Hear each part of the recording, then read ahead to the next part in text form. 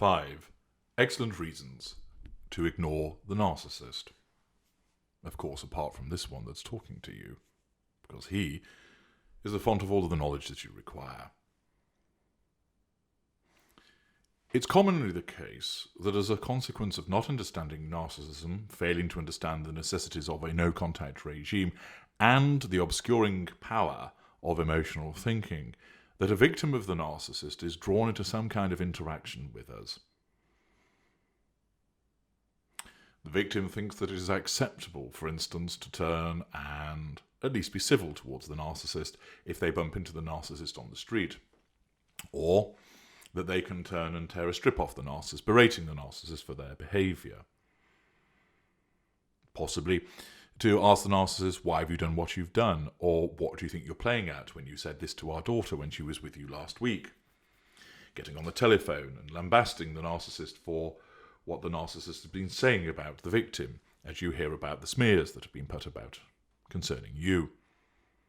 These reactions are common and understandable, but of course, they lead to more problems for you. And instead, it is axiomatic that you obey the first golden rule of freedom, which is once you know, you go, you get out, you stay out. No excuses, no reasons, no buts and ifs as to why you should be maintaining any form of interaction between you and the narcissist. A common difficulty that people have is understanding how they should behave should the narcissist approach them in person. You may well have blocked, you may well have even improved that situation by changing your telephone number. So there's no difficulty there. The narcissist can't ring you or text you because they don't know your number. You've come off social media sensibly, at least for a period of time, and therefore again, there's nothing to ignore because you're not going to see the messages when they arrive. But what happens when the narcissist comes and hoovers you directly, in person, either coming to your door, knocking on it, wanting to talk to you, or hanging around and waiting for you outside your place of work, or you just happen to bump into the narcissist walking down the road, in a bar, at the library, at the shopping centre? Too often, because your emotional thinking is not yet at the lowest level that it ought to be, it gets hold of you and causes you to make the mistake of thinking, well, I'll just be civil, at least it's okay that we're polite. Or even causing you perhaps to round on the narcissist, saying, you've got a fucking cheek showing your face in here. Who do you think you are after the way that you've treated me? Your narcissistic trait of pride being corrupted to cause you to lash out in such a manner. Or your narcissistic trait of anger causing you to erupt. It might be that the narcissist shows up with your replacement, and therefore your narcissistic trait of jealousy and envy is corrupted, causing you to go over and say something to this person, saying, good luck being with him, he'll only fuck you over like he did with me. The problem for you is that where the narcissist appears in person, following your escape or disengagement, it invariably can occur in those early stages of your no-contact regime. Your emotional thinking doesn't disappear overnight. It takes time to reduce. It's like being on a diet. If you need to shed 3 stone, short of cutting your leg off, you're not going to get rid of 3 stone overnight. It will take months of eating sensibly and exercising to get you down to that target weight. Similarly, with the reduction of your emotional thinking, what you must do is stay out of the 5 arenas of interaction, one of which is direct physical involvement with the narcissist, and you have to do so for a good 6-month period of staying out of those arenas so you get your emotional thinking down to the lowest level so that it then can't corrupt your relevant traits, it can't cause flawed logic, and it's not powerful enough to make you feel certain emotions so that you act upon them. That is part of the achievement of your recovery. But when it comes to the direct physical hoover by the narcissist, turning up in person, as I say, at your house or at your apartment, at where you work, or at a place that you're at, here are 5 excellent reasons that you need to drive into your brilliant minds and keep fixed there as to how you can secure the win. take note of these, apply them, and keep them at the forefront of your mind with regard to any potential physical hoover that comes about from the narcissist. Of course, you should have organised your no-contact regime to minimise the risk of these direct physical hoovers. For instance, staying away from particular places that you know the narcissist will go to, staying away from particular places that the narcissist knows that you attend. There is much that you can do to reduce the risk in that regard. But to bolster those prospects and to understand how it impacts upon the narcissist without having to see it, I'm going to explain to you the 5 excellent reasons to ignore the narcissist. Commonly, you want to see a reaction from the narcissist. Your emotional thinking makes you do that. You want to see the narcissist getting worked up. You want to see the narcissist dismayed or annoyed. It's understandable. You want to see that the narcissist's life has turned to shit. Again, all of this is driven by the corruption of your empathic and narcissistic traits, by your emotional thinking. But it doesn't actually stand you any good stead. There are numerous downsides to seeing that and witnessing that, which I have explained previously. What you need to keep in mind is this. You may want to understand everything about serial killers, but what you don't do is become friends with one. You watch a documentary about them. You might want to understand all of the behaviours of a lion, but what you don't do is venture into the lion's den, because it will maul you, because a lion is a lion. And similarly, you, driven by your own addiction and the desire to see what the outcome is, are conned by your emotional thinking, trying to cause you to witness the response and understand by being there how the narcissist reacts. You don't need to. You have access to me. I know how our kind think and operate and how we feel as a consequence of the things that you do towards us. Therefore, what you ought to do is benefit from my unrivaled information by listening to me, paying heed to what I explain to you, and applying that. So, here are the 5 excellent reasons to ignore the narcissist which you need to pin at the forefront of your mind. Number 1, you will wound the narcissist. 1-0 to you. If you ignore us in person, you cause substantial wounding to us.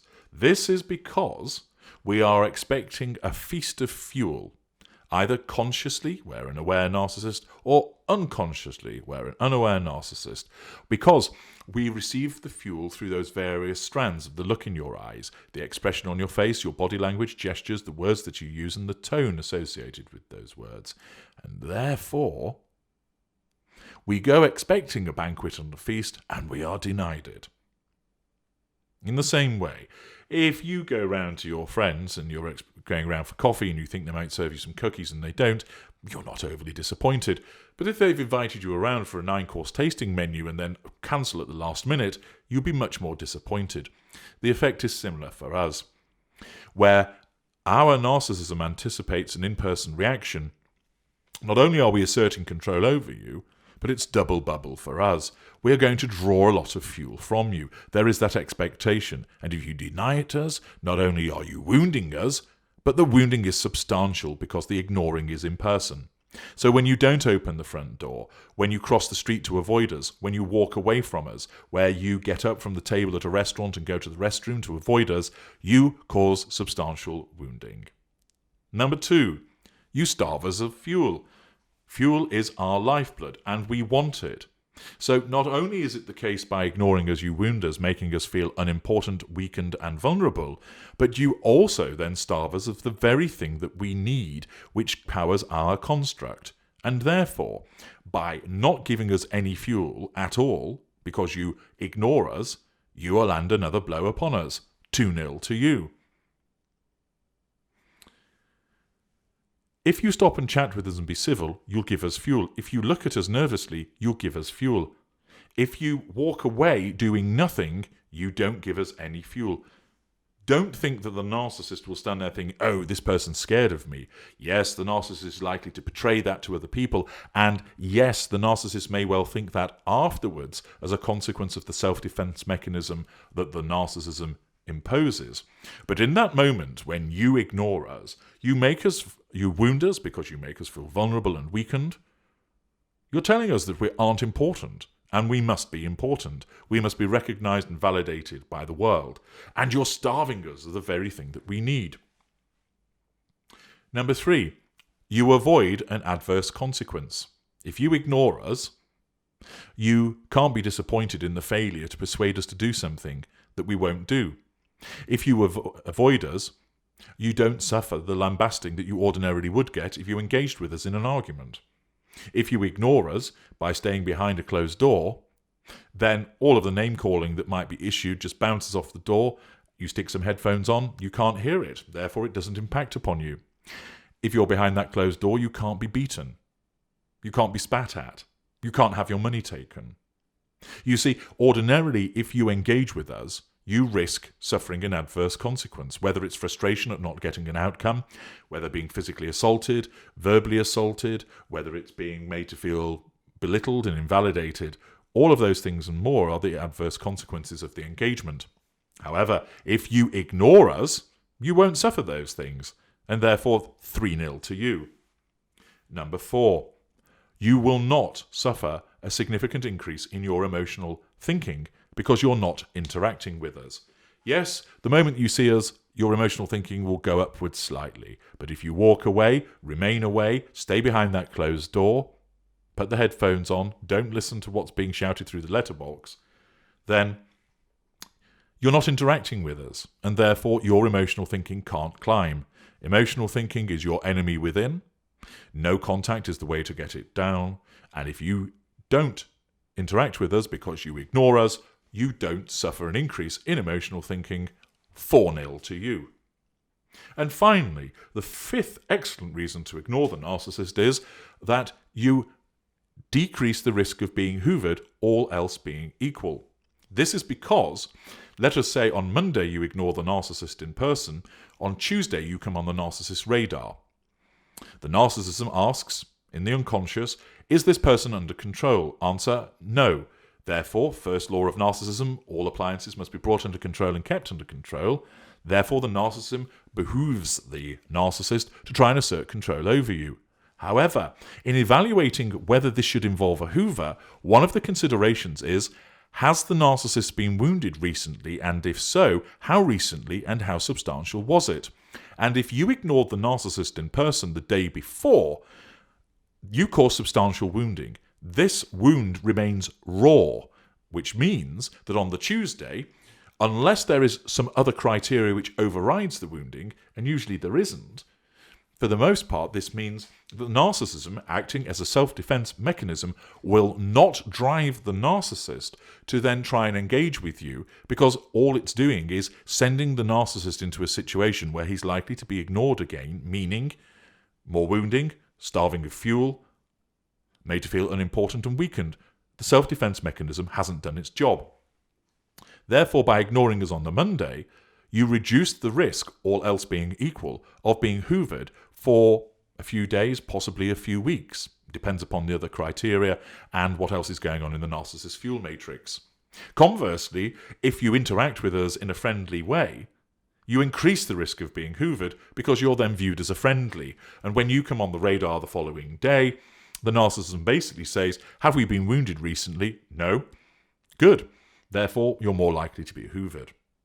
So accordingly, 5 excellent reasons to ignore the narcissist, to remember that you should do these things and not engage with us, not interact with us, namely, you wound, 1-0, no fuel, 2-0, no adverse consequence, 3-0, no increase in emotional thinking, 4-0, reduction of risk of being hoovered, 5-0. 5 excellent reasons. We hate them. I'm H.G. Tudor. Thank you for listening.